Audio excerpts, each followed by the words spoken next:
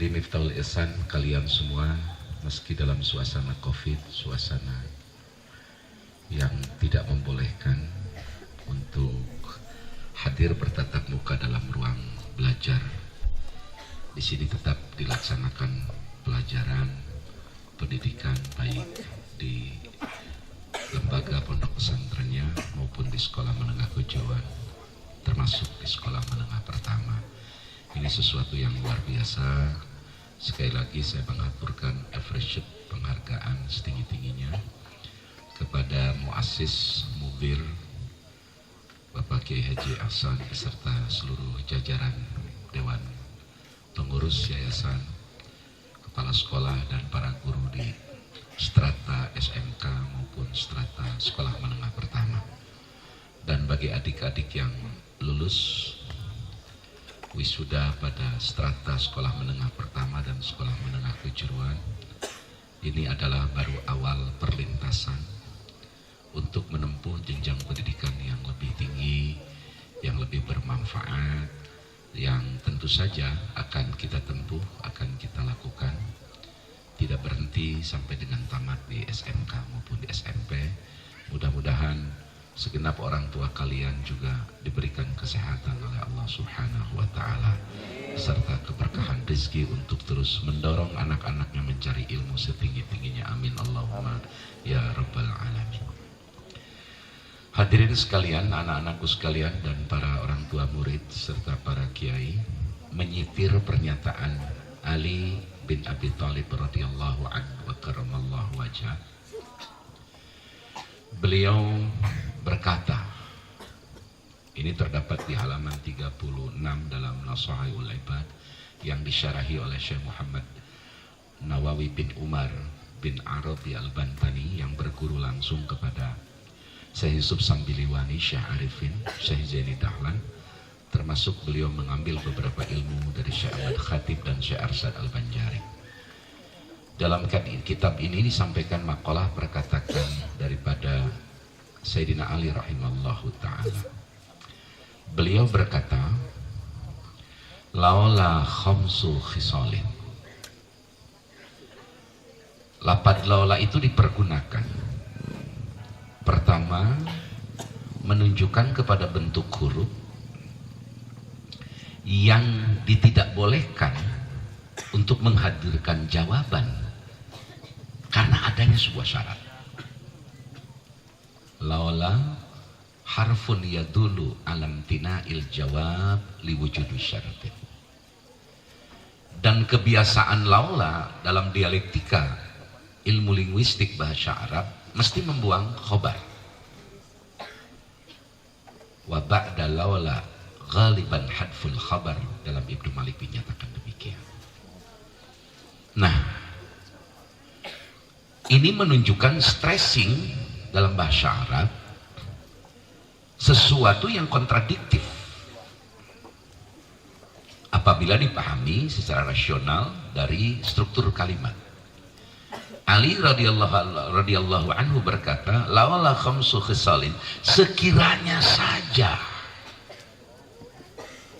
seandainya saja, jikalau tidak ada. Artinya ada stressing, sayang kalau ada yang hal ini. Maksudnya apa? Bahwa sekiranya tidak ada hal, 5 perkara yang menjadi bentuk sifat madmumah, sifat tercela pada manusia, sekiranya tidak terdapat pada sense of human manusia itu 5 perkara, 5 perilaku, 5 karakter yang membuat derajat manusia itu menjadi rendah, maka sesungguhnya struktur manusia dalam skala personal dan sosial itu bisa baik. Bisa baik. Artinya gini, kamu bisa menjadi orang baik, keluargamu bisa menjadi keluarga baik, kampungmu bisa menjadi kampung baik, RT-mu bisa menjadi RT yang baik, kelurahanmu dan desamu bisa menjadi desa yang baik, kecamatanmu sekecamatan bisa menjadi baik, Sekabupatenmu bisa menjadi kabupaten yang baik, seprovinsimu bisa menjadi provinsi yang baik, negaramu akan menjadi baik kalau tidak terdapat 5 hal indikator yang menghambat kebaikan. Indikator yang menghambat kepada kebaikan. Sebelum membahas lebih lanjut, dalam terminologi budaya dan agama manapun di dunia ini saya ceramah bukan ceramah umum, ini ceramah wisuda, jadi mesti ilmiah sedikit. Ini ceramah gaya kampus, ya, bukan ceramah gaya muludan. Maka saya mencoba mengajak Anda semua berpikir. Dalam terminologi budaya dan keagamaan manapun di dunia, kalau nanti kamu sudah punya milik, kamu baca buku tentang ensiklopedia kebudayaan di dunia. Jumlah halaman 2831 halaman. Saya beli buku sejak 10 tahun lalu, ada 3 buku besar yang perlu dipahami, diterjemahkan ke dalam bahasa Indonesia, berjudul awalnya berbahasa Arab, ditulis oleh Syekh Dr. Muhammad Mubayyad, ditulis juga oleh Dr. Muhammad Syekh Umar, itu oleh seorang penulis besar dari Mesir, dan dia jadi salah satu guru besar di Al-Azhar Mesir. Jadi jangan berasumsi yang kuliah di Mesir itu bodoh, jangan dianggap tidak paham kitab kuning. Hari ini di Mesir masih hidup seorang syekh, karena ponaan saya sekarang di sana setelah menyelesaikan pendidikan di Mbah Maimun Jubair, menjadi juara 1 membaca, juara MKK pada ulumut tafsir se-Indonesia pada usia 19 tahun. Usia 20 tahun dia diberangkatkan ke Mesir dengan beasiswa. Itu ponaan kandung saya. Karena dari sejak kelas 5 SD dia hafal Johar Maknun, dia hafal Alfiyah Ibn Malik, dan pada usia 17 tahun dia hafal Alfiyah Suyuti tentang teori metodologi ilmu mustalah al-hadis.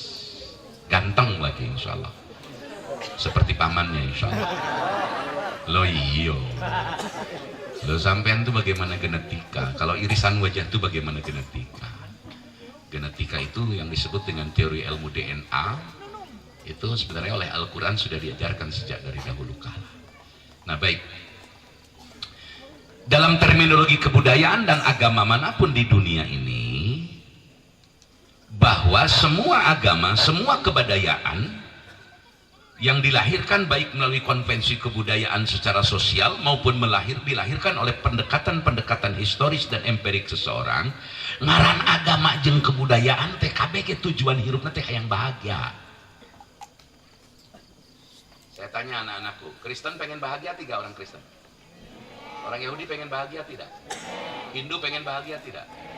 Semua agama apapun ingin hidup bahagia. Bahkan kelompok Dahriyah, kelompok apa? Apa itu Dahriyah? Allah ya'tarifa bihi aslan, itu definisi dari Dahriyah. Dahriyah itu adalah kelompok orang yang tidak memiliki keyakinan terhadap proses adanya penciptaan dan dibutuhkannya sang pencipta. Bahasa orang mah komunis, apa katanya? Komunis. Komunis kebagi berapa? 2. Sudah benar 2, apa saja? Asal nyebut berarti ya. Ya tapi kan lumayan, asal nyebut kebenaran bener kan lumayan. Komunis itu bagi 2. Pertama ateis, yang kedua antiteis. Apa katanya? Ateis dan anti. Ateis itu yang aslan, sama sekali tidak percaya ada konsep ilahiyah, ada konsep ketuhanan, ada konsep sang kreator, ada konsep sang khalik. Itu dipelopori kalau di Indonesia oleh Dr. Sneflit tahun 1887 masuk ke Indonesia bersama VOC, kemudian mendidik para bumi putra untuk melakukan perlawanan. Kalau di luar negeri, Freddy Angel, Karl Marx, Darwin yang teori manusia dari kera, evolusi, itu adalah kelompok Dahriyah ateis. Komunis ateis artinya komunis yang sama sekali terpercaya ayana pange. Beda dengan antiteis. antiteis. Kalau ateis sama sekali tidak boleh percaya ada Tuhan. Ada kelompok komunis yang antiteis. Antiteis itu artinya dia beragama, memiliki keyakinan terhadap agama, memiliki keyakinan adanya sang Tuhan, tapi urusan kebangsaan, urusan negara, urusan sosial, urusan kehidupan sehari-hari, Tuhan hanya menciptakan awal, selanjutnya bagaimana saya, bagaimana makhluk. Itu antiteis namanya. Dan di Indonesia cenderung diikuti komunis antiteis. Maka lahir Tan Malaka, maka lahir Musso, maka lahir D.N. Aidit, maka lahir tokoh-tokoh lain. Mereka punya kepercayaan terhadap adanya Tuhan, tapi mereka tidak mau menjadikan agama Tuhan sebagai pedoman kehidupan. Nah, semua keyakinan dan kebudayaan di dunia ini ujung-ujung nama hayang hirup bahagia, pengen hidup baik, pengen hidup bahagia, pengen mereka punya kesuksesan, glory, gospel dalam teori Eropa Timur, Eropa Barat. Mereka pengen punya kesuksesan, mereka pengen punya kekayaan, mereka pengen hidup tenang, mereka pengen hidup dengan senang, baik, happiness, awareness. Mereka ingin hidup, segalanya ini adalah bagaimana hidup yang diinginkan melalui cita-cita atau keinginan secara normal manusia. Dan ini tidak bisa dipungkiri. Neng, Pak Haji mau tanya ke anak-anakku, anak-anakku yang perempuan pengen hidup bahagia? Pengen hidup melimpah? Pengen hidup senang? Tidak ada hambatan? Kalau Islam jawabannya realistis, nanti di surga. Nanti di surga. Nah, pemahaman-pemahaman seperti ini, jangan lupa sekarang ada agama aneh di dunia, 10 agama. Ada berapa? Sudah tahu belum?